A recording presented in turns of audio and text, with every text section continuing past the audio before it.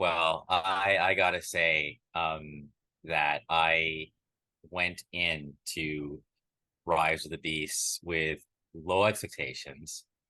Um, all the reports, including yours, were on the favorable side. Yeah. So the buzz was positive, even though I feel like, apparently Bumblebee actually had the worst box office or one of the worst box offices of all of them, yet it was the best ones. I feel like the damage was done from the last night and whatever came before that or after that. And so they're kind of like fighting their way back up. So I go into this movie, and by the time I leave, I'm like, this one actually, like, it's not perfect, like it's not like, oh my No. god, like, but for me, believe it or not, this was one is actually my favorite. I mean, maybe this is pre-show, maybe we're just going into it, but like, my first opening salvo is that I was, yeah, I left very happy. Yeah, yeah, no, I really enjoyed it. I didn't think it was perfect. Like there was definitely issues with it. I would say that Bumblebee still probably had more heart for me, and that's probably what made that one better. The first Transformers, I don't know if it's necessarily better, but I might like it a little more, strictly for the nostalgia of it, because it was the first one to really do it. It didn't do a bad job doing it. And Shia LaBeouf, for all his issues, um, I love him in that movie. Like I love his chaos, his chaotic energy. It always bummed me out when he kind of Ezra'd himself and faded away, because I thought he did have a lot of talent. Yeah, he was a young actor. Yeah, he was always a little frenetic, but in the right roles that worked really well. And I liked him in the Transformers movies. So um, to to have the next couple not be so good and kind of fade away and just do ridiculous stuff, like, because me and my kids just watched all of them. Like we just finished all of the Transformers movies besides Rise of the Beast, because it's still not available yet. Um, and they really fall off after the first one, like hard and fast. And like the third one, you have Francis McDormand, you have Leonard John Nimoy. Malkovich, you have Leonard Nimoy as the, like, if you just put the cast of people on paper and said we're going to make a movie with these people, you'd be like, this is going to be amazing. And it was a dumpster fire. Like it was terrible. And it's just like one of the films, like my kids looked them up, one of the films has like a 16% of Rotten Tomatoes. Like it's Uh, terrible. Like, right. So um you go in leery, but Rise of the Beasts, while like I said, doesn't quite have the heart of Bumblebee, because Bumblebee is basically a two-person story.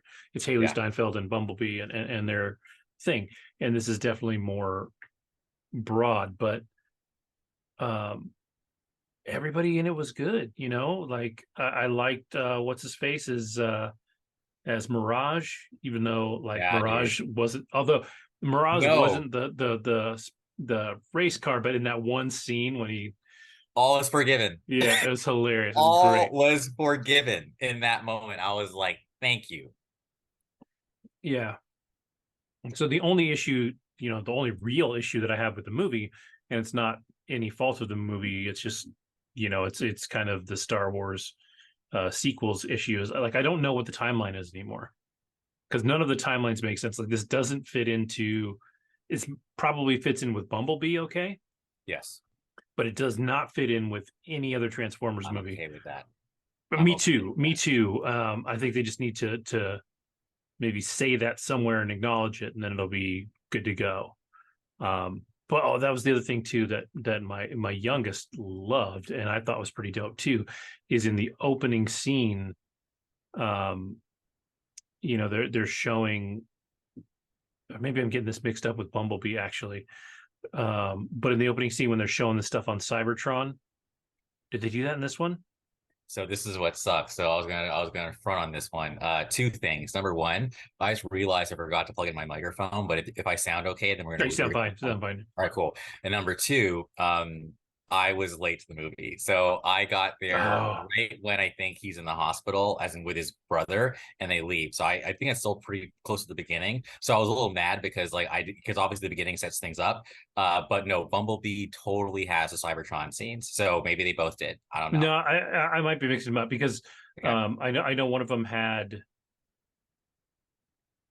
Like all the Soundwave and G1, G1. but they Yeah, had the that's G1 Bumblebee. characters looking G1. Like Bumblebee. they had them all like that. So um Yeah.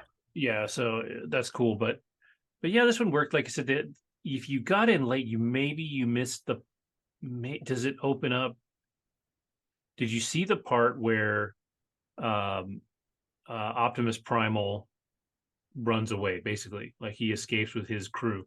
No, I Okay. missed that. So you missed one of the parts of the movie that I was like, okay, why? And that's like, okay, so his planet, there's a bunch of gorilla robots, but it's not Earth, Okay. right? So there's like, so why is there all these Earth animals on this planet as robots? Whatever, you just kind of go with it, right?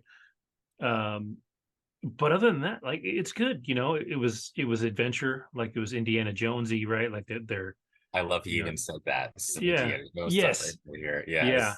yeah. They made a cup. They made a Marky Mark and the Funky Bunch Yes, they joke did. too, which made me laugh because he's in 4 and 5.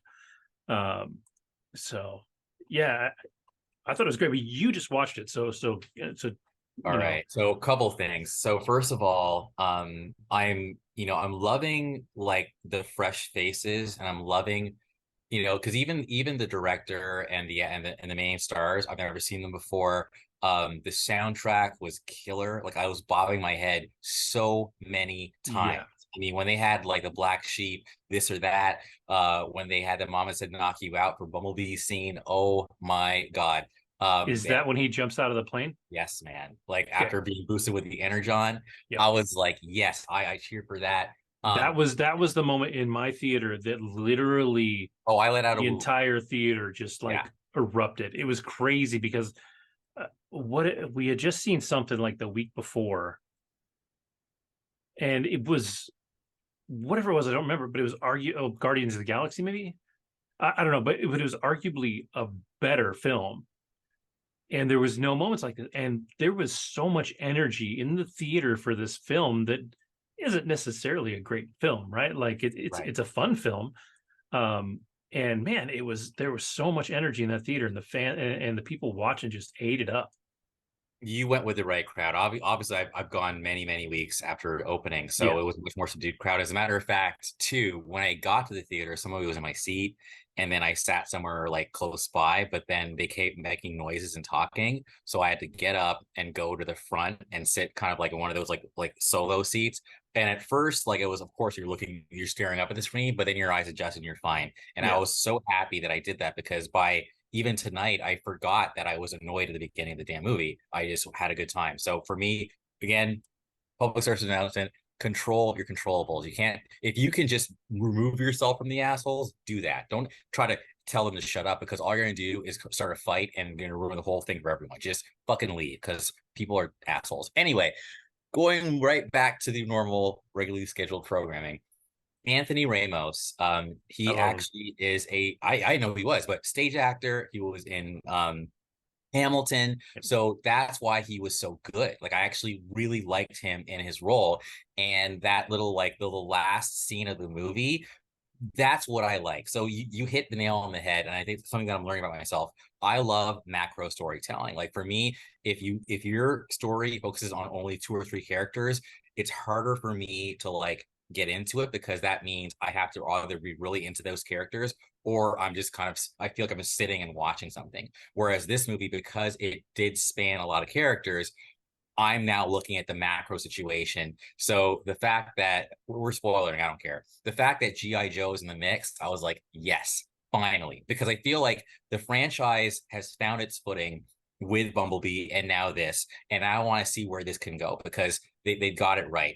I mean, even when Unicron shows up, there's Unicron has this music that kind of goes like, fuck it. Do, do, do, do. do, right? And I heard that in the live action. I'm like, yo, really? You guys actually took that from the movie? Like, thank you. Okay. Again, going back to what's his name? Why am I finding his name? His name is Pete Davidson as Mirage. Mirage killed it. Yep. Mirage is funny. Mirage sold me. I actually, the other thing about this movie versus all the other Transformers movies is I think this one didn't, it actually gave the robots more like time. Like, here's the thing about loved about Transformers. The Transformers original G1 series, the humans were kind of like an ancillary side situation, but the robots were the main characters, right? But Mhm. in all the Bay films, at least from what I remember, the humans are the main characters, really. And then you have Optimus Prime as like your friend or whatever in Bumblebee. But this movie, it was like, no, like we actually got to know Mirage and Prime and Primal, and Michelle Yeoh killed it as Air Razor. Like I was actually Yeah.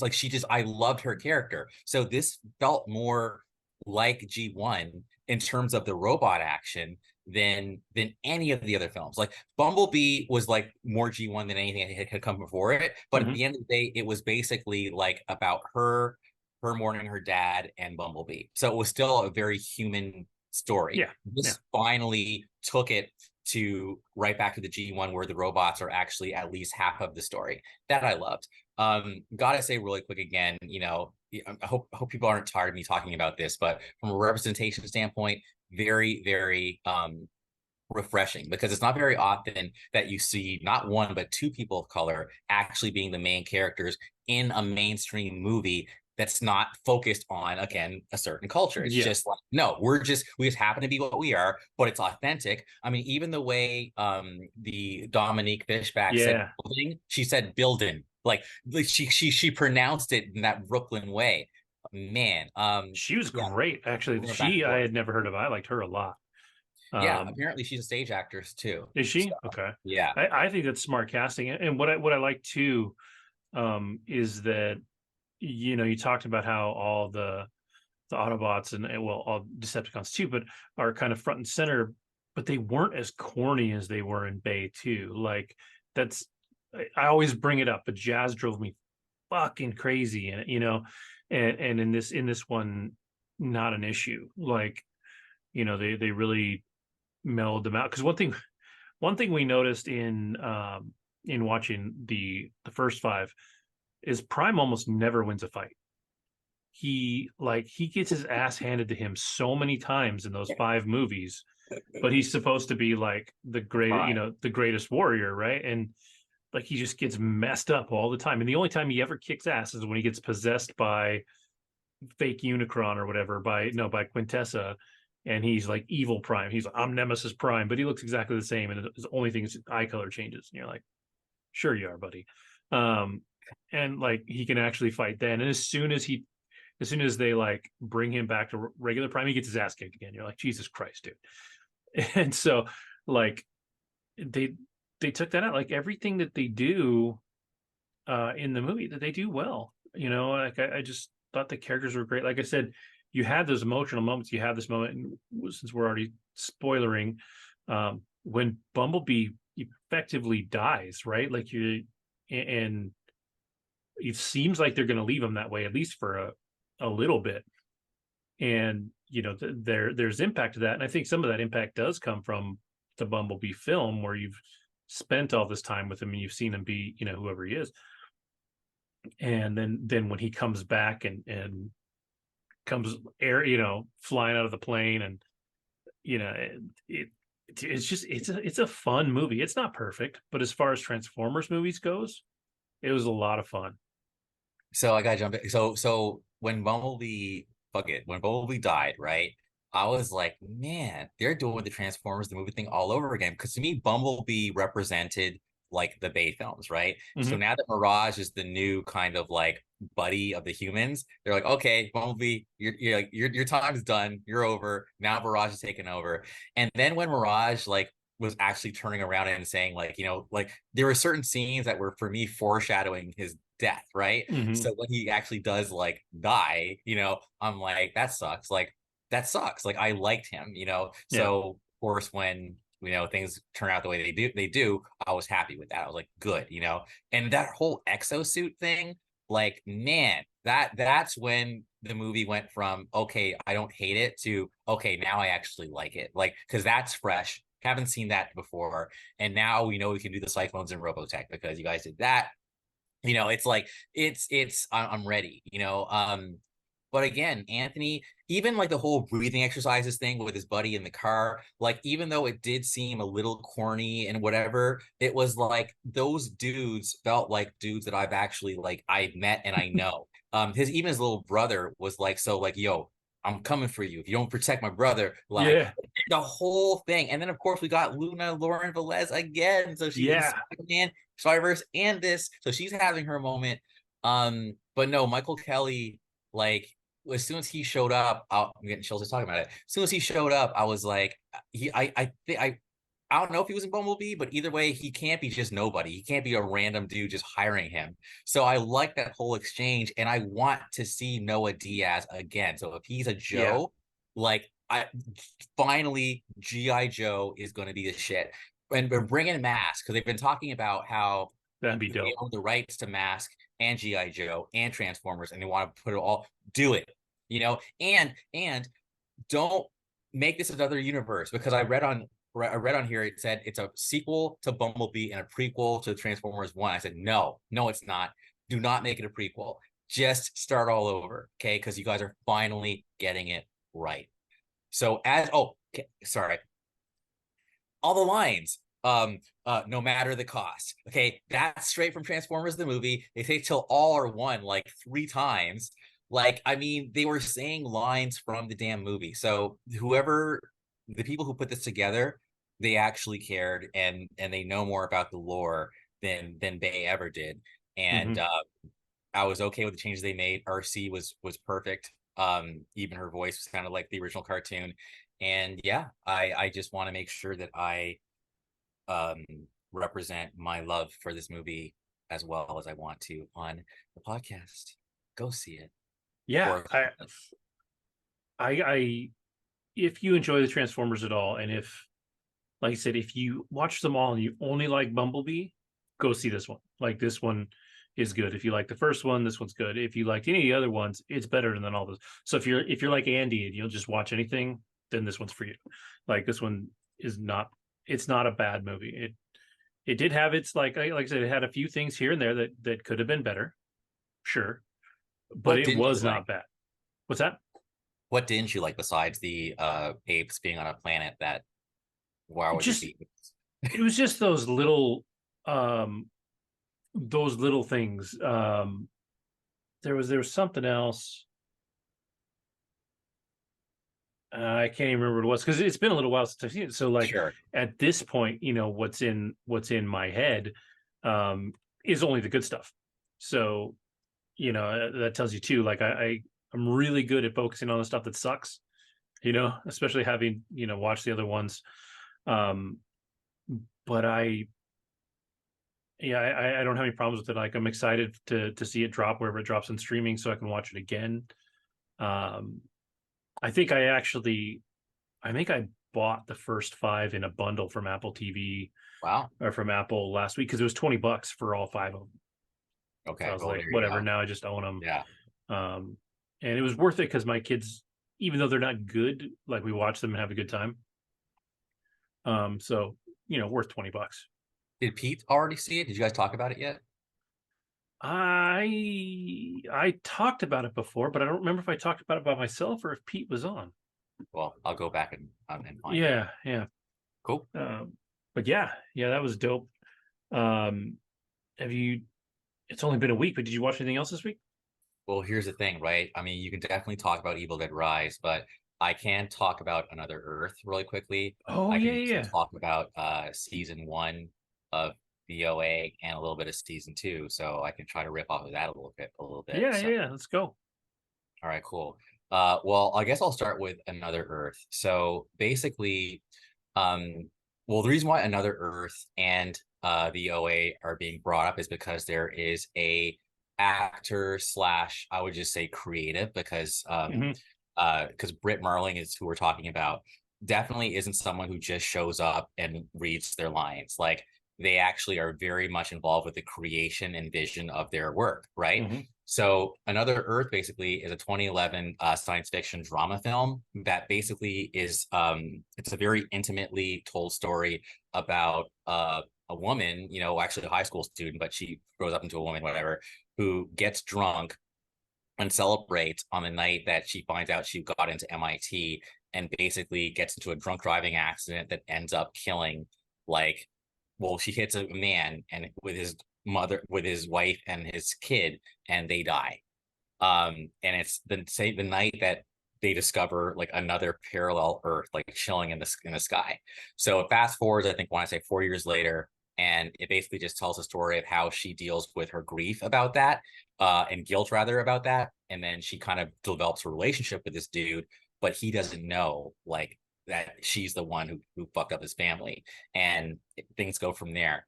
I would say it's very slow paced. And I think that knowing that about myself, like because I'm kind of like, okay, do I really give a shit about her or the dude?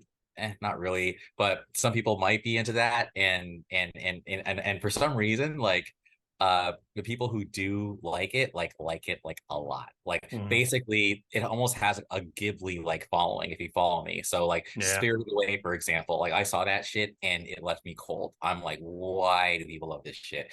But apparently, people who love this shit like really love it. So that said, I think you should watch it anyway if you are into like thought pieces or think pieces.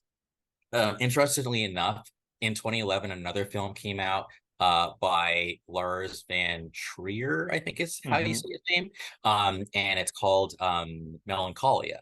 And that Hmm. movie was also about an extra, like a solar bot, a planet that is on a course to Earth. However, instead of just being a parallel universe planet, whatever, it's just a random ass planet heading for Earth, and it may or may not be colliding with Earth, but people have to then realize it deals with how the characters in the movie react to this body.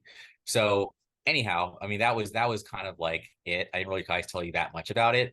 William Maypother, who is Tom Cruise's cousin, or yeah, first cousin, he's in it. He's kind of the main star with Brit Marling.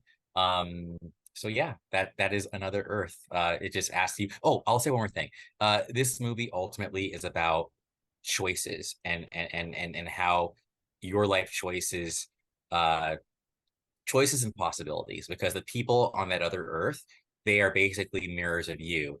But I think once they saw each other, as in the two planets, that's when their paths diverge. But it's still a trip to see what your life could have been, had you made another choice.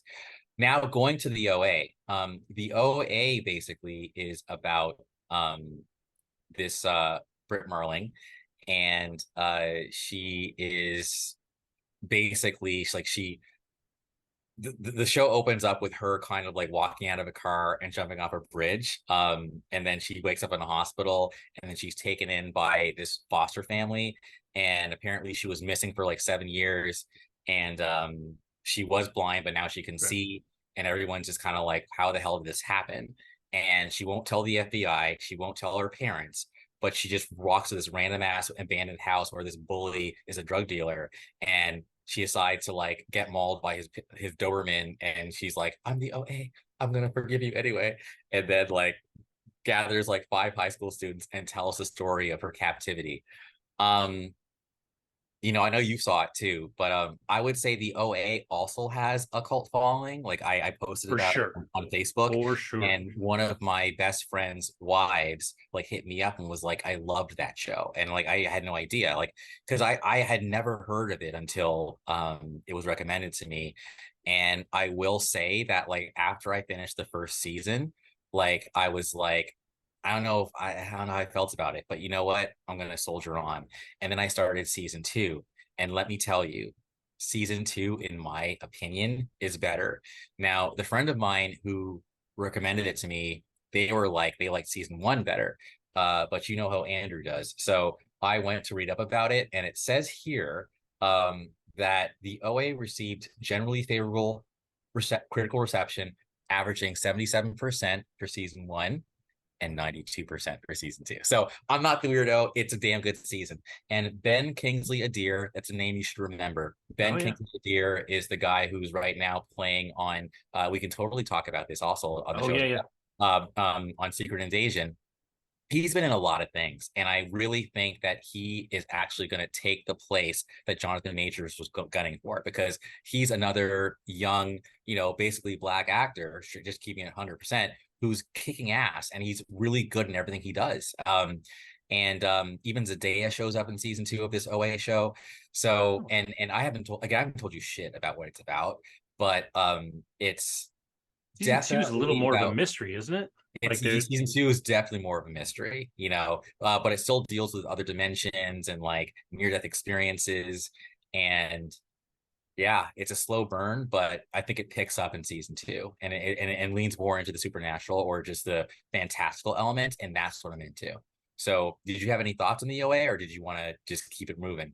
It's been a long time since I've watched it, so my thoughts just were like, I remember it being weird. I remember it, for sure. Like it's such a different story, and it's so like off the wall. I think this came out around the same time there was a show. Um, there was another show. I think it was also a Netflix show that was not the same, but it was like 5 or 6 people across the planet that were connected. I know what you're talking about. And I know what you're talking about. Oh, it starts with an S, I want to say. yeah, Shit. and the idea behind it. And so these two shows were on around the same time. Sense8. What was it? Yes, Sense8. Sense8. And they were both really weird and right, and they were both trippy. Um, the Sense8 was a little more of an adventure because it brought these people together, and you know, they were battling something bigger than what they were dealing with in the OA. Um, but they had sort of this same kind of not quite mystical feel, but some kind of otherworldly feel to them, something else that that we can't see, that was kind of driving everything that they were dealing with. And so Sense8 was more successful in its campaign when it got canceled. I think they made a final movie for Sense8. Okay. Whereas with the OA, when it got canceled, people were really surprised because, like you said, the second season did better than the first. So the expectation was that it was going to get picked up. And then when it didn't, there was petitions everywhere. There was tons of petitions, and I think the closest I've seen to that, and this one was actually successful for some stupid reason, was for Yes. the show Manifest on Okay. Netflix, which was a stupid show, and it was garbage, and it was terrible, and I hated it. But they had a big fan outcry, and Netflix picked it up from NBC, I think, and finished the show. Um, and so, we see these things nowadays where fan outcry can make a difference, and it was close with the OA. Like there was a lot of campaigns out there that they were pushing, and for whatever reason they didn't bite. Now remember, the Expanse was canceled off of the Sci-Fi Network, Yep. and Bezos was like, "Yo, I like it, shit, bring it over here," you know. Yep. And that's like that. So that's some magic wand shit. It's funny you bring up Sense8 as well, because the individual who recommended Sense8 to me, INFJ, the individual who recommended OA to me, INFP/J. Definitely more P, but like cusper, man. So Yeah. I think it's funny how, again, I don't think this Myers-Briggs shit is just bullshit, because like both shows are very, that's what they're into, man. Like they're into that kind of like mystical, like humanistic, like Oh, for feels sure. Both of these type shows shit are very much about human interaction, connection. and what those connections mean. And they are the slower burn shows. Like, um, we've talked about the stuff that you kind of get into is, yes, it's smart, but you like the stuff that moves too. Like you want a little The more action direction. and story. Mhm. So yeah, man, that's what I got for now. I'll report back when I finish the OA. And actually, I'm one episode behind. Dang it, on Secret Invasion. So I don't know if you're caught up yet. So am I. I'm only about halfway through that one. I'm actually going to finish it tomorrow, but um, I mean, just the general gist of it is I've seen some sort of wishy-washy reviews of it. Um, and I still think we're in that area where people are looking for something more from Marvel than they're getting. And I don't know that it's fair. I actually think this one's really good. I do too. I'm enjoying it a lot. The production value is high. Yes. Um, the you can watch every episode, and what makes this show interesting is that there is no way to know who anybody is, right? So there was a scene in the last episode, in episode 2, not in episode 3, Right. with Rhodey, Yes. where he's talking to Fury, and there's all kinds of people out there trying to figure out if he's a Skrull, like if that's not actually Rhodey. And there's like lists of things that people think that are signs that maybe he is. And I personally don't think he is. Like, I think that was Rhodey, but at the same time, like, you watch the show and you just don't know. Like, you just don't know. Like, anybody could be anybody. Literally before, like, I would say before 30 seconds ago, I was like, no, he's not a Skrull. And the reason why is because the stuff he was talking about when, they were getting like sociological, I was like, there's no way a Skrull would be able to communicate on that level. But then I remember that one scene where it's like they take all their memories, right? It's not just like, so if he took all his memories, then yeah, actually he could. So you're right. But I just thought, okay, first of all, show is dark as fuck. Like, I Yeah. was like, this, like, what, 6,000 people died in that bombing. They didn't stop it. And Maria's dead. Like, what? Yeah. Like, Yeah. I was like, and then I'm hating Gravik, like, which is why this guy, this Kingsley Ben-Adir guy, like, he's totally cool as this detective in the OA. And I'm already like, when will he die? Like, I hate Gravik because he is fucking it up for all the Skrulls right now. Well, so at the end of that episode, or in that episode, doesn't she find the computer? She finds the computer where it shows the project they're working on. Shit. Because I don't want to ruin it for you if you didn't catch it, but it was in the episode, and I believe it was in episode 2. Like, I'm 99% sure it's in episode 2, where Daenerys, what was her? I don't know her character's name. Yeah. But she walks into the lab and she's like on that computer and she's looking it up. And what they are doing is they're building the Super Skrull. Okay. Now, in the comic books, Super Skrull is from the Fantastic Four. So he's got all the powers of the Fantastic Four. So he's got the Thing, he's got like Mr. Fantastic stretchiness, Sue Storm's Invisibility. yeah, I thought he had something else from her too, maybe force fields or something. And then, the Human Torch. Well, in this one, because they don't have the Fantastic Four, they took other pieces of the MCU. So instead of him having Mr. Fantastic's powers, he's got Groot's powers. So if you Okay, look I at the did see. chart, it Yes, shows I did all the. see that. So it was Okay. Groot, it was Extremis, which is the dude from Iron Man 3 that could set shit on fire. So Mhm. that's the equivalent of the Human Torch. It's got the big bad guy from Infinity War and Endgame. One of Thanos's like big guys, the guy that Yes, kind of looked yes, like the yes. I Hulk. did see this. Yeah, yeah, So yeah. that guy's in there, and Uh-huh. then I forget who the other one that's taking the place of Sue Storm is, but there's one more in there. So they're building a Super Skrull and giving them this effectively the same powers that they've given them in the comics before, without forcing it into being the Fantastic Four's powers. And so we're going to see that, and I think um, I think we see at least one person that has it in episode 3.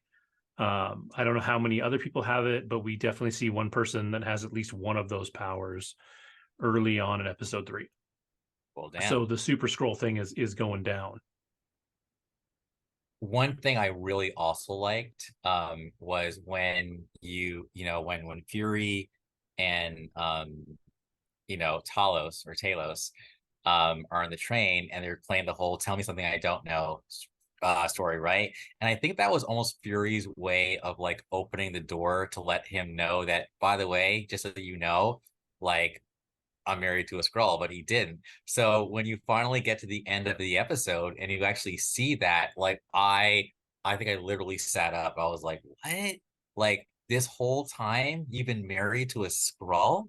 Like that's crazy. Like that is so crazy. And you never let on. And like, and even though like, you know, you're kind of like an ambassador to the humans or whatever, and like and they look to you as a certain way, but they also think that you failed them or whatever. But then you're like, yo, like you just, I just love that whole idea of you never know what someone's going through Yeah. ever. You just never make an assumption. And Like I, that's yeah, I thought that was awesome. I thought that was super cool. And I just thought that whole train scene, that whole exchange was so good. And I think that speaks to the talent of those two actors, right? Like you're building a show around, these two, and then Ben Kingsley Adir, who is, or Kingsley Ben-Adir, sorry. I got Ben Kingsley, a totally different dude. I'm just Um, getting his name right yeah. today. Um, and like they're all three very talented. I think we saw a lot of hype around how what's her name was going to be in this. At least, even halfway into the third episode, she's in it, but she's not the driving, Oh, you Gaia, know, Amelia Clark. yeah, yeah. Yeah. She's not the driving force um that I thought she was going to be, at least, like I said, at least not yet. And the more I watch, the more I'm okay with it. If it's these three dudes going face to face to face, right? With Hmm. Talos is kind of in the middle, and you've got a washed up Fury who's trying to come back from all the shit. And they do a good job explaining why he's as broken as he is, because he got blipped. The world went on without him. He came back and then he ran away. Like, and they talk about that even more in the beginning of the third episode. Yeah. He, he just he ran away. He ran away to deal with the scroll stuff in space, and instead of dealing with stuff on Earth, and yeah, he was messed up after the blip. Like he was not okay, and that's the first time like we've ever seen Nick Fury like Right. be not okay. Like the dude Yeah. fucking died in one of the Captain America movies, Second one. Yeah. well, died. Yeah. And still like he was okay, but so there's a lot of deep stuff in this one that I'm hoping plays out really well, because I like it so far and I don't want it to go down as anything less than what it seems like it is. Um, You can argue that WandaVision maybe was better because it was a little more fun. Like there's a little more, fun stuff in WandaVision. Hawkeye, same thing. Like all the other shows that I like all had a little more fun in them than this one does. But this show is good and it's smart, and I like that a lot. yeah, I think I actually would say this is like the Andor Mhm. of the MCU. Olivia Colman, I like her too. Yeah, yeah, She's like when she like shows up at the interrogation place, and even the way she just like kind of like plots her escape plan, like right from the beginning, then closes the door, takes out the the fucking whatever, like the wire cutters. Yo, she's like no joke. And Fury like warns you, like she's like, no, she is like crazy. Like you do not want her like on your shit. Like yeah, she's a bulldozer, and she is. yeah. Um, so that's cool. I like her. Yeah, no, overall, but yeah, the buzz around the show is either muted or negative, and that to me is a shame. But I do think it is suffering just from all like I think the MCU is having its roughest time since probably 2013, because I think that was the Mhm. year of the Dark World and Iron Man 3. So and Yeah, neither film was really like celebrated, so you had a gap between um what was yeah, Avengers and then Winter Soldier, where like can they do it? And yeah, no, they Winter Soldier pretty much said, okay, no, we're here to stay. I think the MCU might be the only place where I can look at the writer strike as almost a blessing in disguise, because it lets them take a step back, look at everything from a broader view, and instead of just pumping shit out, they can look, and they've cut some things. They took, I think they did the War Machine I think they turned that into a movie, right? It was I, going to be a Iron series. Iron Wars or something? Or yeah, Um, yeah, yeah. Damn it, I can't remember the name, but I think they turned it into a movie instead of a series, right. um, which is good. I think not every like we went from not everything needed to be a movie, like some things would work better as a series, to all of a sudden everything's a series, and I think some things still work as 2 hours worth of thing in one thing. Um, it it works better. So um, they're going to take their time. I think I saw that they did announce they're working on Eternals too. So that's coming at some point. I don't know who's going to direct it or what direction it's going to go, but um, that's okay. Like I don't have a problem with that. Just take your time and do it right. I actually personally enjoyed the Eternals, so I'm okay with them doing another one. Um, what's her name? Chloe Zhao may not be the director. She may not be the person that they want directing it. Um, but um, but I'm curious to see, what they do next with that. Armor Wars. Armor Wars. I loved the line because I have definitely had those thoughts. Like he said, I think if she smirks or whatever one more time, I'm gonna put on my suit and carpet bomb her country. I loved that line. I swear to God, I was like, yes, just one more time. I'm gonna do it. Yeah. Oh man. Yeah, if you guys haven't watched Secret Invasion yet and you are like an MCU person, like yeah, make up your own mind. I would say don't listen to the critics, don't listen to the haters, give it a shot. Um, I will say again, it's not fun, like it's not gonna be all like, you know, quirky or snarky or whatever, but if you liked Andor and you like kind of like a more serious take and getting to know characters better and layers and shit and sociological shit, I think there's a lot of Hmm. allegory here. Um, Keep it. Yeah. Yeah. I think, we compare it to Andor, but it's also like a more Winter Soldiery thing too. Yes. There's a lot of drama, um, a lot of political machinations and stuff happening in this one.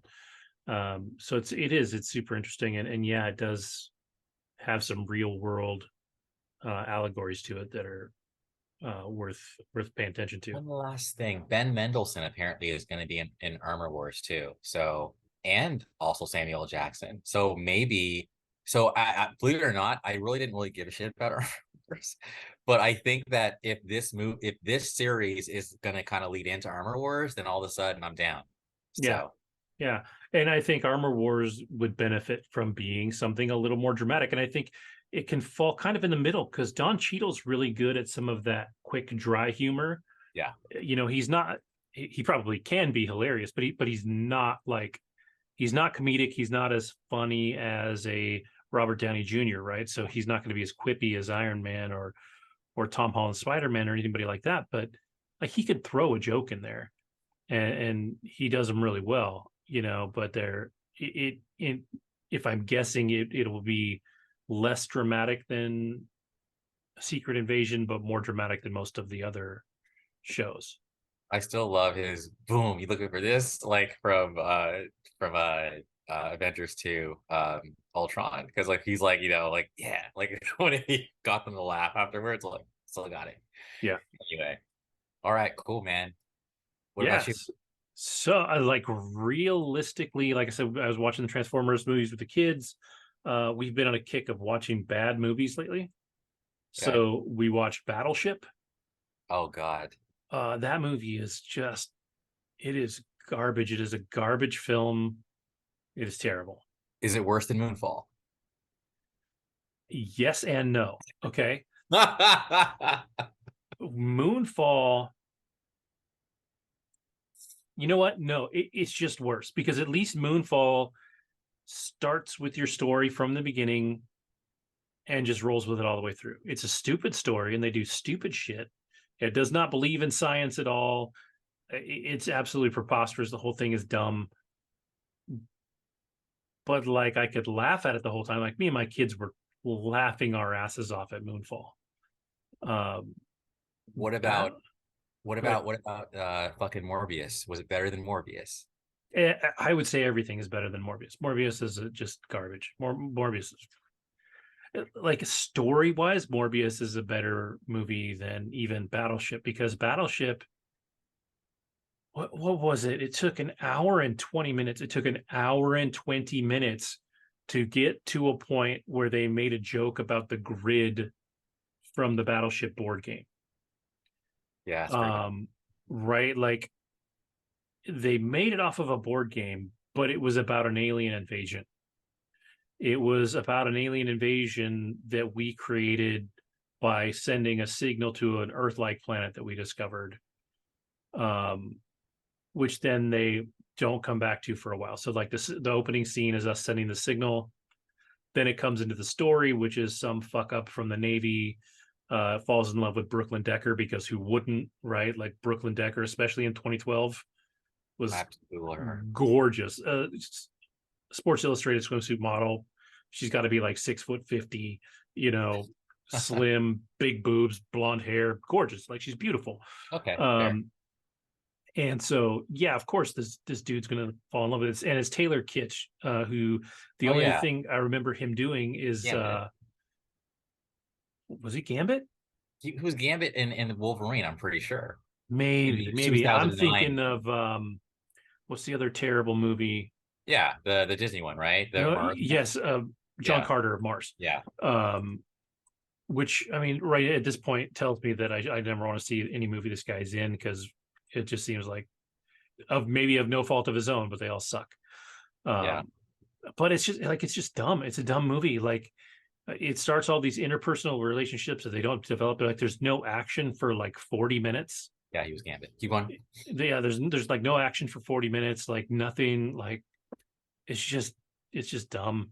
And it's like the biggest weakness that these aliens have is they don't like bright light, right? So it's like this. It's like science all over again, where if you come to a planet that Has lots of has light. clear skies and the sun Yeah, is this close and it's a bright yellow sun, maybe you go there with more than sunglasses, basically, like all they have is and then like signs, you go to a planet covered in water and you don't like water, yeah, yeah. you're Or an you. idiot. So, Yes.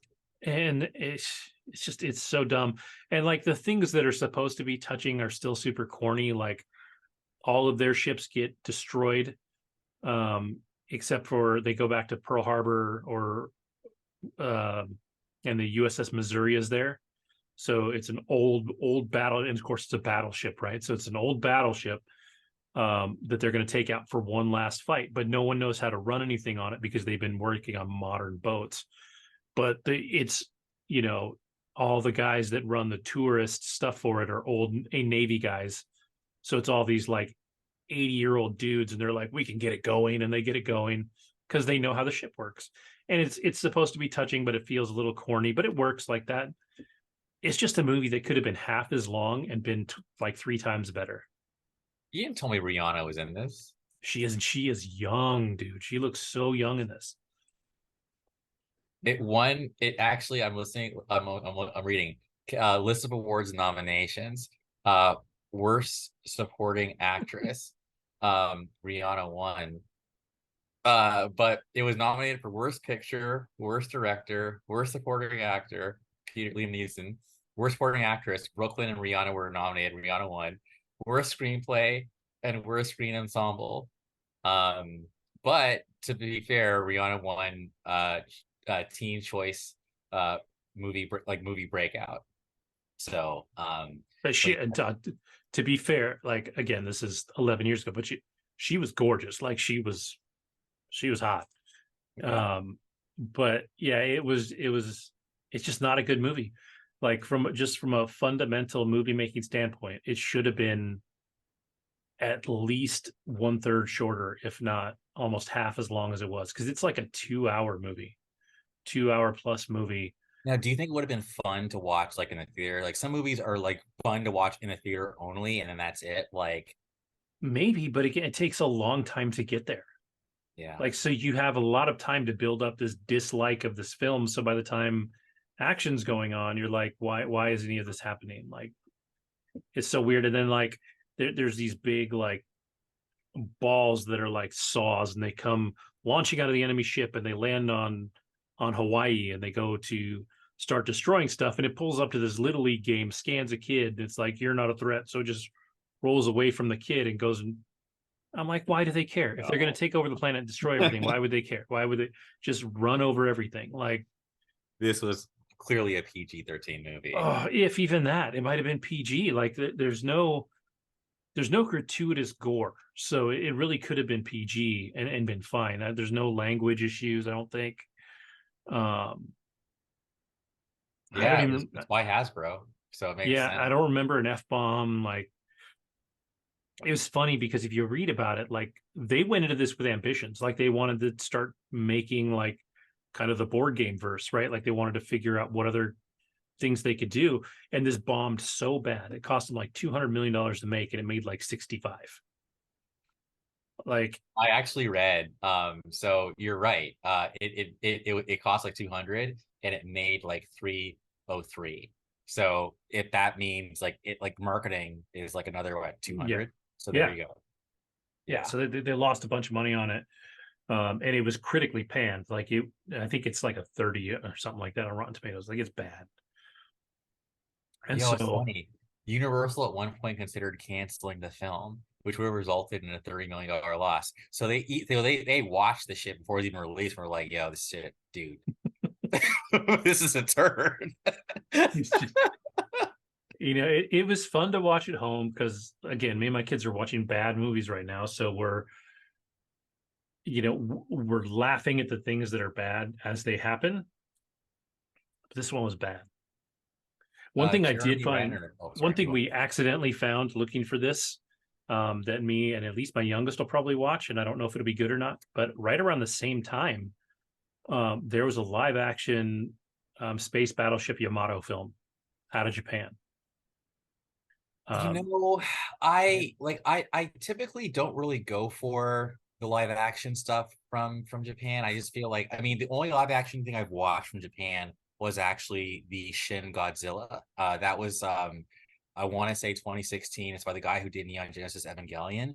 And I still notice like the production values are just not, in my opinion, there. Like they what's blockbuster for them is like probably cable for like us. And I hope I don't sound imperialist and whatever, but like I'm sorry. I just so I feel like Yamoto, I just hate seeing science fiction done cheaply. And that's why I never got into like Farscape and all that kind of old 90s stuff because I felt like the production values weren't there. So it just felt very cheesy. Like the first time I watched a TV show science fiction thing post like Star Trek era was Battlestar, and that to me is where I felt like the production values are finally catching up to the storyline. But anyway, I totally Funny went off. enough, I saw something today where Katie Sackhoff Yes, yes, said that the the catering catering. budget for The Mandalorian is the entire budget for an episode of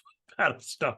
And I was like, Jesus Christ! But Like you it's know just what how far though? we've come. Like, But yeah, how far we've come. I think the geeks shall inherit the earth. Like our shit's fucking worth something now. Number one, but number two, I think it's a testament to how much they did with Val. Because again, that show I think holds up. I'm sorry, maybe I'm being delusional, but when I rewatched it, I was like, okay, I don't have time to watch this whole thing again because it's like 20. I mean, the first season's like 10, 11 episodes, but every other season's like 25 episodes. It's like, oh my god.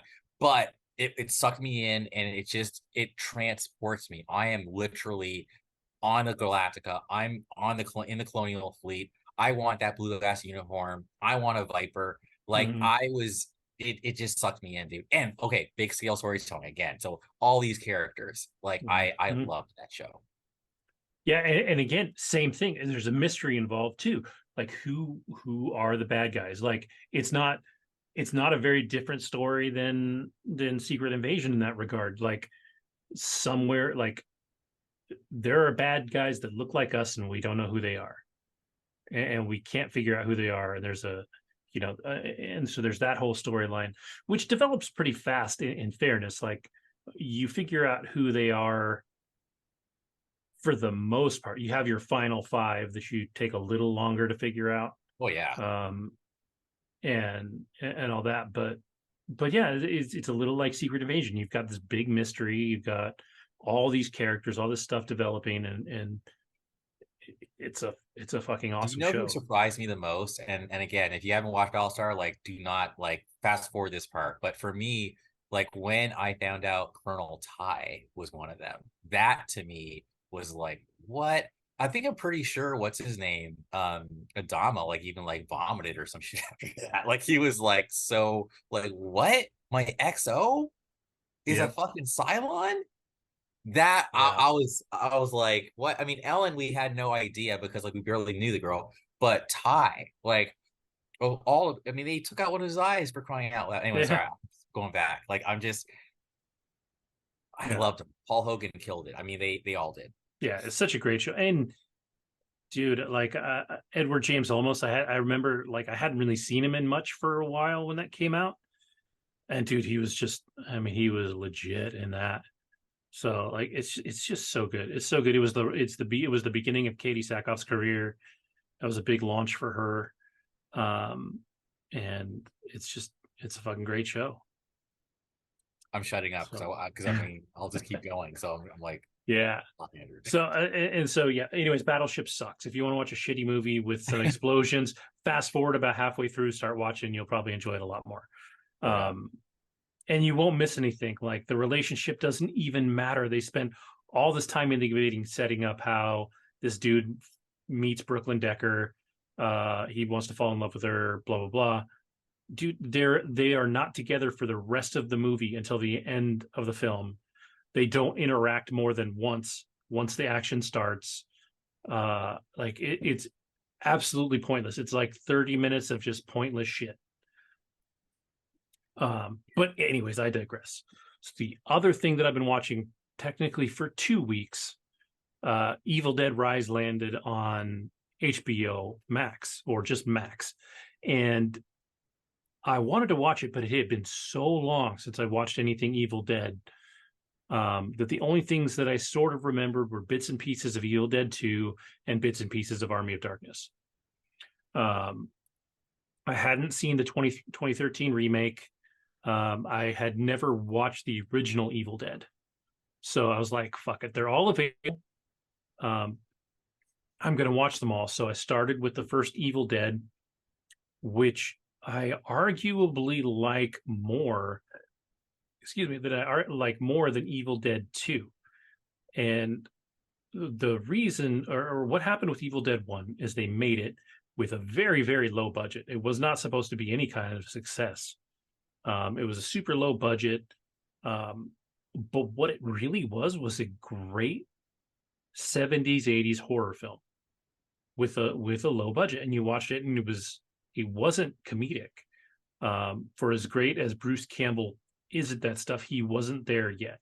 So it was a dramatic film. It was really good, had a solid ending and everything else. Well, when they came back, they wanted to redo it with a budget, so they did Evil Dead 2. Um, Smaller cast, a tighter cast, more money for the effects, and it was a lot sillier. And it still works. Like it's a great film. A lot of funny stuff happens that builds into all of the Ash storyline, Evil Dead stuff. He cuts off his own hand, and so he gets chainsaw hand. Like all that stuff goes down in Evil Dead 2. None of that is in Evil Dead 1. And so Evil Dead 2 is wild, crazy, whatever. That one ends with him getting sent into the past, which leads into Army of Darkness, which is ridiculous. It's so silly, but it's fun. It's still not a bad film. And so I watched that, and I really enjoyed that one. Like Bruce Campbell is like he has become Bruce Campbell in Army of Darkness 2. He's got all the lines. He's like, you know, he grabs the girl's like, "Give me some sugar, baby," and gives her a kiss. Like he's groovy Bruce Campbell at this point, right? And he's awesome. Like he's so fantastic. And then that one ends, and then the franchise is all but dead at that point. And somehow, and that I forget when that one came out, but it was I think it was the late '80s, early '90s, somewhere in there. Army of Darkness. Yeah, I want to say 92 or 93. I don't want to look yeah. it up. Keep going though. And so it all but died, and then somebody decided, I think the guy's name is either Fede or Fede Alvarez. It was 93. Mhm. And so 20 years later, somebody makes Evil Dead. A similar story, but set in that timeline. So set in 2013. These kids go to a cabin. The main girl is a recovering addict, so they're trying to get her away from, her lifestyle and kind of give her a chance to get clean and do the stuff. So they're camping out in the woods. Same kind of shit goes down. What separates this one from the other ones, and is actually closer to the first Evil Dead than Evil Dead 2 and Army of Darkness, this one is certainly pure horror. There's very little humor in it, but it's more of that gory horror, right? Like there's a lot of blood, there's a lot of, you know, stuff like that. And so we're kind of in that modern age of horror where stuff has to have a lot of blood and all that. Not bad. I actually thought it was a really good movie. And then at the very end, like after all the credits, Bruce Campbell just shows his face on screen. It's him in profile, and he turns to the camera and he goes groovy, and then it just cuts. So like the implication is, yeah, Ash same. is still around. Yeah. Again, nothing happens for a few years. Stars, a new developing movie channel, streaming channel, is trying to make their own content. They've been doing movies for a little while. Nobody cares about Stars because HBO and Showtime and all the big ones are out there. So they put some money into a show called Ash versus Evil Dead. There's 3 seasons of this show. It is fucking fantastic. It might be the best thing in all of Evil Dead. Oh, wow. It is 100% Bruce Campbell's Ash. Like, but at this point, because he is now, what, 30? Almost, yeah, 30, 35 years older than he was when he did the first Evil Dead. He knows how to act. He knows himself. He knows the character, whatever. And my God, is he fucking hilarious. Like, he is so funny. And it still has some of that gory horror that is now, the way things are. And it's him and a cast of people that nobody's ever heard of. And they're all fantastic. And then Lucy Lawless is in it. I see. Who I don't understand how this woman got so much older, like just time-wise, than she was in Xena. And she's more beautiful today than she was when she was Xena. She was even hot in Battlestar. Sorry, I had to throw that in. She was. And like, just the older she gets, the prettier she gets. I'm like, I don't understand. Like, she's a vampire or something. I'm looking for something really quick. No worries. And so that show is fantastic. It goes through 3 seasons. The storyline is solid. But the reason that I brought up it being on Stars and it being produced by Stars, nobody fucking heard of Stars. So nobody watched the show when it was out. So by the time the 3rd season ended, they set it up with a plan for a 4th season that didn't happen. Now, it's not the worst ending. So if you watch the series and it ends there, you can just kind of let your mind go and you'll be fine. And so that was 2018, I think, 2019 that one ended. Yeah. And so it was put to rest for a little while, and finally Evil Dead Rise came out. And again, Evil Dead Rise is in the current timeline. So this takes place in 2023, 2022, whatever. Now I laughed because it takes place in an apartment complex that, because of the way the show is shot, it's gritty, and the show from the outside, it looks like the Hollywood Tower of Terror from Disneyland to me. And I was laughing my ass off at that. But so this whole thing takes place inside this apartment building. And if you've seen any of the posters, I hit it pretty well in my background. But if you go find the posters of the woman that becomes the one that's initially possessed, it is fucking terrifying. Like, she's a beautiful woman. She's very pretty, very interesting looking, very, Nordic features. But when they've put that makeup on her, when they Evil Dead her up and turn her into a Deadite, man, she is scary as shit. Like, she's terrifying. And again, this one is gorier, than the old ones were. It's definitely a modern horror film, but it's really, really well done. So the possession aspect of it is really solid. She's she's scary. She's coming after her own kids.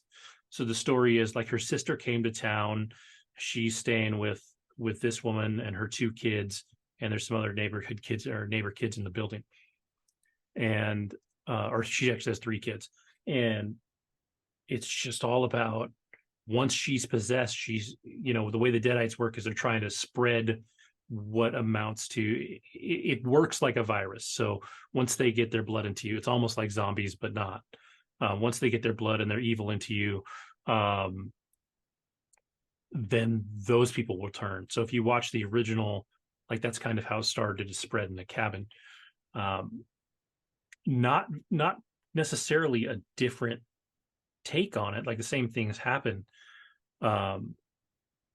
but it definitely, by the end of it, leaves us in a position where there is more Evil Dead to come, one way or another. The way that the film opens up and closes, it makes the whole movie very circuitous, so that the beginning and the end line up, and there could definitely be more. And there's still rumors out there that they might find a way to bring Ash back to tie everything together into a larger Evil Dead universe. But if you're a horror lover, and to be fair, if you like both sides of the horror coin, if you like the gory horror, you like a little humor in your horror, you like a lot of humor in your horror, like, if you go from beginning to end of the Evil Dead franchise, it is everything in one. Like, again, the first one was Horror. relatively serious horror film that is very 80s. Then it gets funny, then it gets ridiculous, then it comes back with something that's hardcore, then something that is, I don't know, fucking brilliant. Like, I don't know how to explain Ash versus Evil Dead other than it is so silly, but the things that he does that are ridiculous work so well because he is so good at it. Like, Bruce Campbell is just incredible. And that one works with a great story that runs through all three seasons. And then you jump into Evil Dead Rise, which is a bona fide good scary movie. Now, for me, it didn't necessarily terrify me, but I find that most horror movies don't. I don't know if I'm dead inside. I don't know what it is. But We need like, to do a Momo no, horror film. That no. might finally do To the be fair, like, the pictures of her when she's yeah. all messed up Or give me Momo. some of those Momo-ish vibes. They're not quite that bad, but it's some scary shit. So if I can see why people said this movie was terrifying, like it, and why the 2013 one was terrifying. Like, they're both good scary movies. Yeah, Uh, like I like you know me, like I'm not really like, possession is the one thing that will mess me up. And even though these Evil Dead films don't really lean into like the Satan thing per se, the fact that they're still being possessed is what I think gets me. Um Hell, even the first ones, I was like, you're dealing with possession. Um so yeah, the trailers that I saw in the theater for Evil Dead Rise, I just knew that, like, I'm gonna watch this in the daytime, or certainly not like right before I go to bed, basically, because it looks pretty intense, even though it's Evil Dead, and Evil Dead has a certain kind of kitsch factor to it, you and know. to be fair, the 2013 and this one really don't have that. Like, they are, They lean in. they're horror films. Okay. Um, Again, you can take the Ash stuff for what it is. It is funnier, sillier. Um, Definitely goes from, like, there is a change if you were to only watch the Ash stuff. So don't watch 2013, don't watch Evil Dead Rise. There is, from solid, 80s solid horror to just ridiculous, funny horror. The thing that made Ash vs. Evil Dead work is it wasn't necessarily horror. There was horror elements in it. Um, and yes, it's funny. He's ridiculous, but the things around him work well enough that it doesn't make him as ridiculous, or it doesn't make the show as ridiculous. So it's funny. I'm on Yahoo image search right now, and about 40% of the images are like obscured, and you have to like click to see like what's under there. So that's hilarious. Number one. For Evil And Dead then, Rise, right? yes. And then Yep. number two, like I see Entertainment Weekly, all I see is like the cheese grater scene. So like to me, just reading the cheese grater scene kind of tells me everything I need to know. Like this is not going to be for those like who are squeamish with gore. No, no, no, no. It is, yeah, they definitely both of the new ones lean into the gore factor a lot. But So recommended ultimately. for sure, if you like horror, these films are fantastic. Like they really are. And you kind of have options. You can watch all of the Ash ones. You could watch all of the new ones. You'll get two different experiences. Um, Are they connected?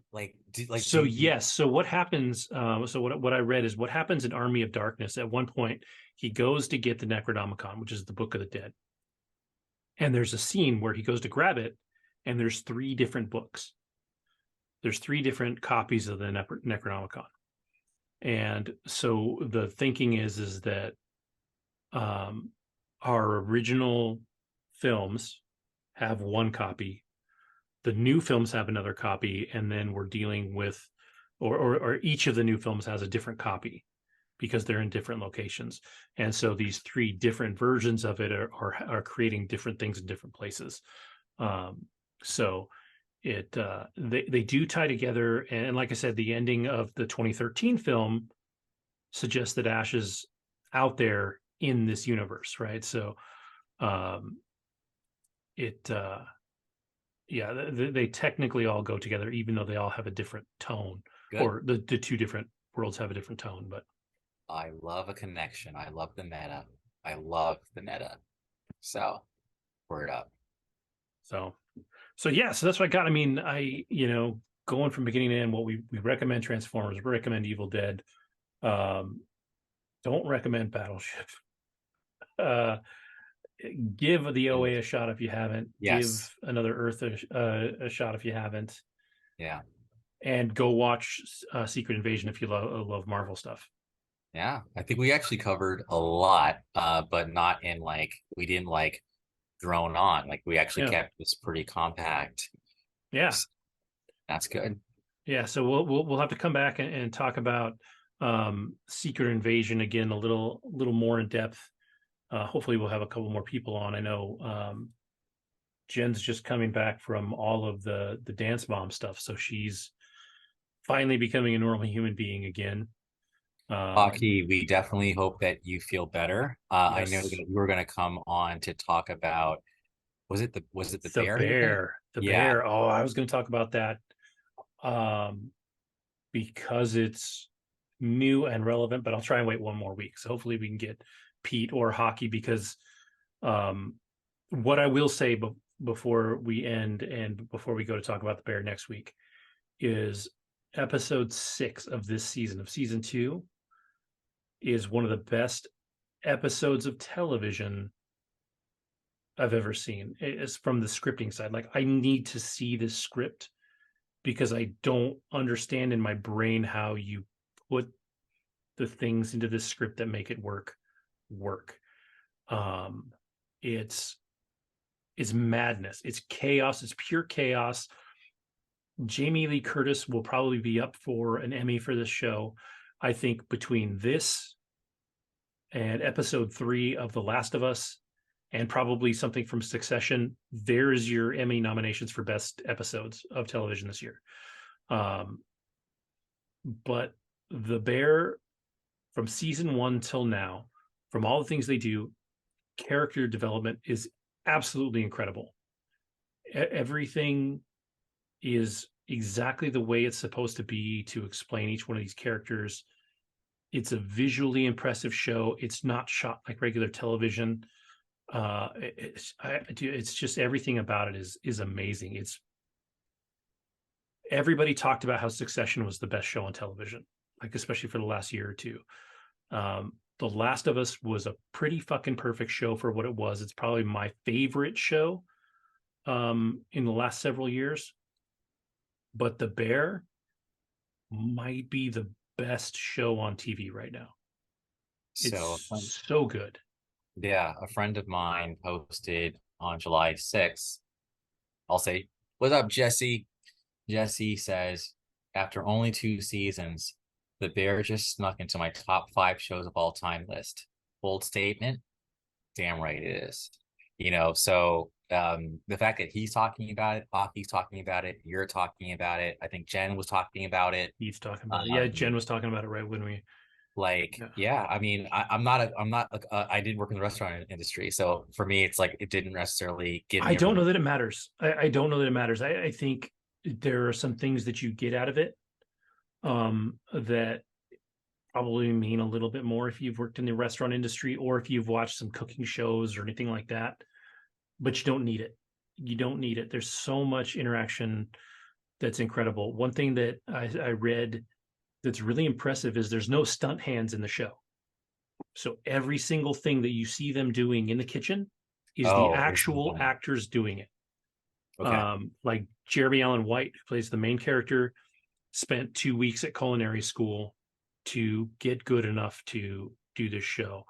There's a dude on the show who kind of plays a background character, never cooks in the entire show, runs 7 restaurants in Canada. Like he's an actual chef, never actually cooks on a show. Um, the girl that plays the sous chef, um, she did a bunch of training to do the part. Like it's the effort is there to make it look right. And one thing that I really want to do now that I finished The Bear season 2, I want to go watch The Menu again. Not because they're similar at all, but Mhm. because you have this very gritty, very real slice of life from Chicago, right? Like they're in Chicago. They are very much human beings in Chicago that happen to be in this restaurant and seriously doing this restaurant thing.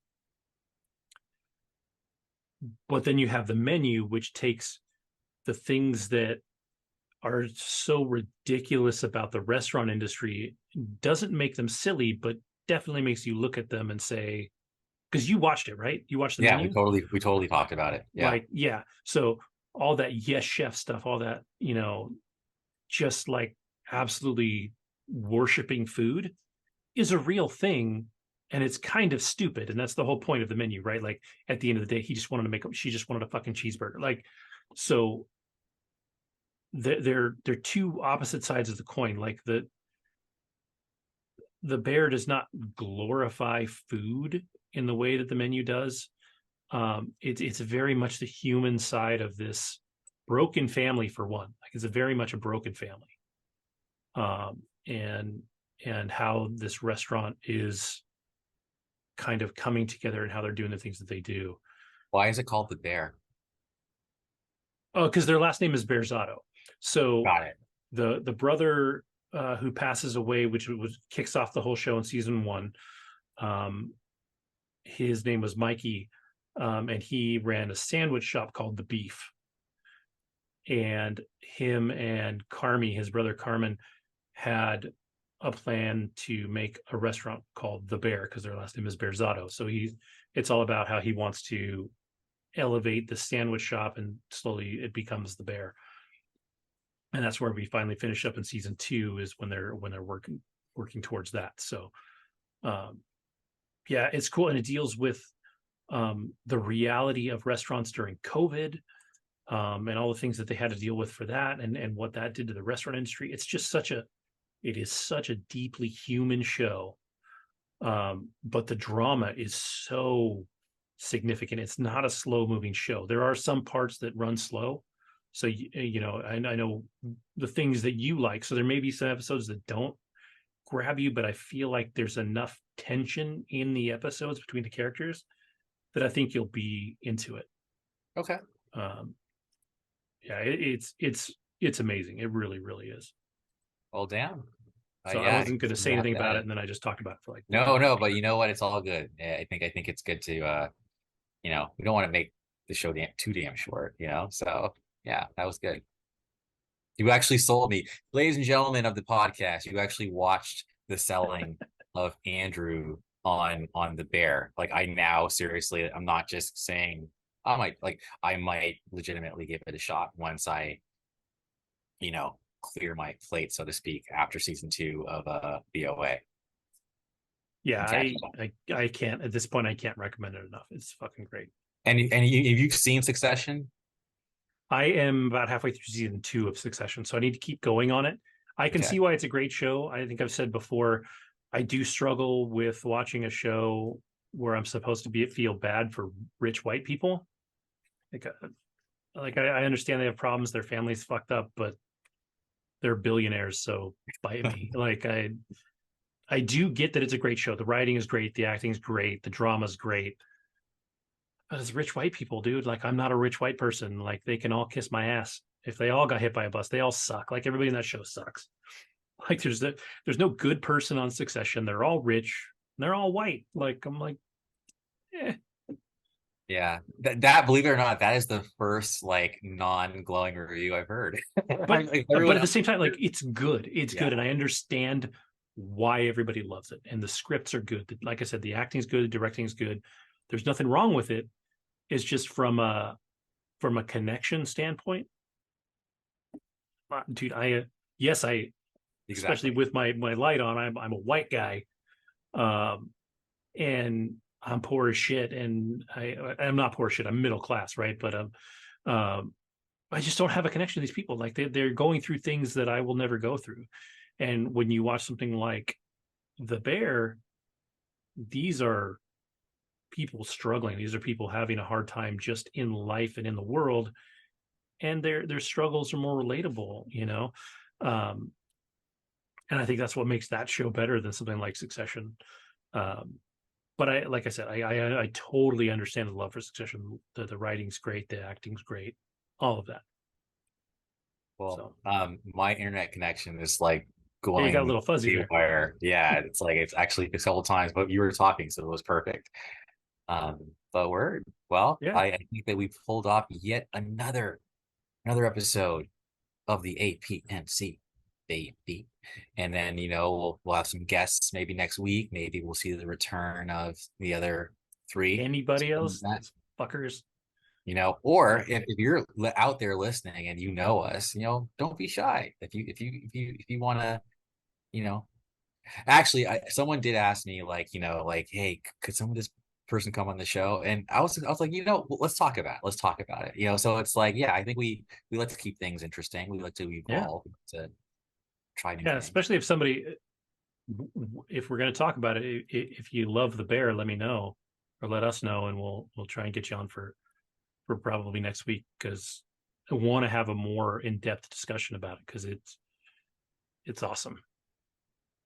Yeah, Yeah, and I don't know what else besides Secret Invasion's out this week, but I'm sure there's something.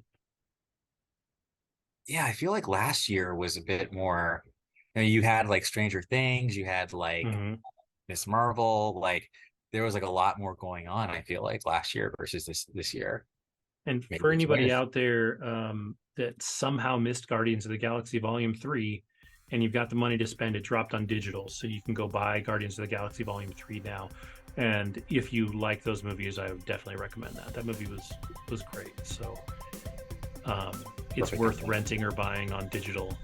Um, and if you're going to watch it with your family or whatever, the price is right. So, but with that, I will say thank you for watching.